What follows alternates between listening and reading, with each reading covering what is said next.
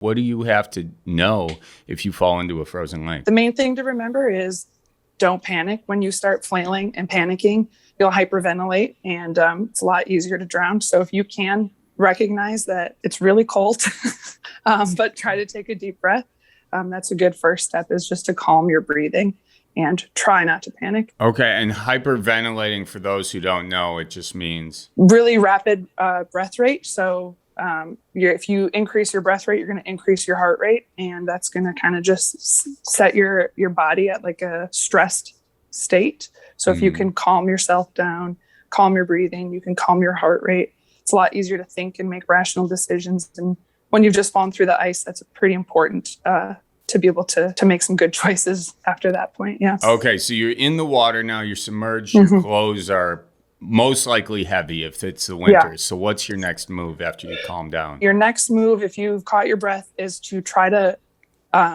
grab onto the ice. So if you can kind of like hoist yourself up onto the edge of the ice a little bit, if someone's with you, that's great. If not, at the bare minimum, you're going to freeze yourself to the edge of the ice there. So even if you do pass out, you'll still be frozen to the edge of the ice. You won't go under. So get your arms up on the edge of the ice and take a breath there as well before the next move. And then do you kind of do like the seal kind of thing to get your way back up there? Is that it? I've watched a lot of Planet Earth, so.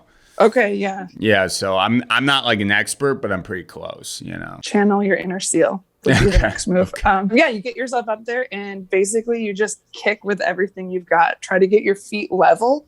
So if you try kicking, like, when you get out of a pool, you push on the bottom of the pool, jump out. That's not what you want to do. You want to kick so your body's level with the ice.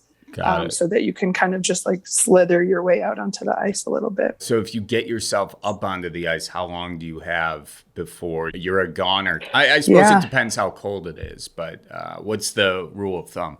The rule of thumb, you actually have a little bit longer than you would think. Even when you're in the water, you have a few minutes before your body will start reacting, will start slowing down, but you can be in there for upwards of 10 minutes in that environment without like starting to get brain damage, essentially.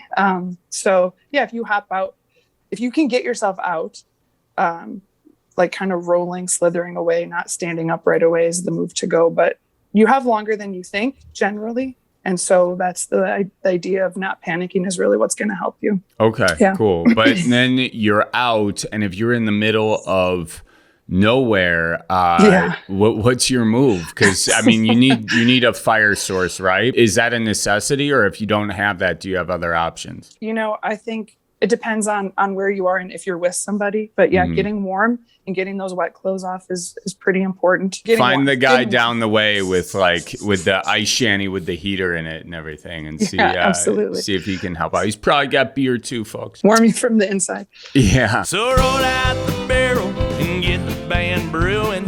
Life's got you down, just keep her moving.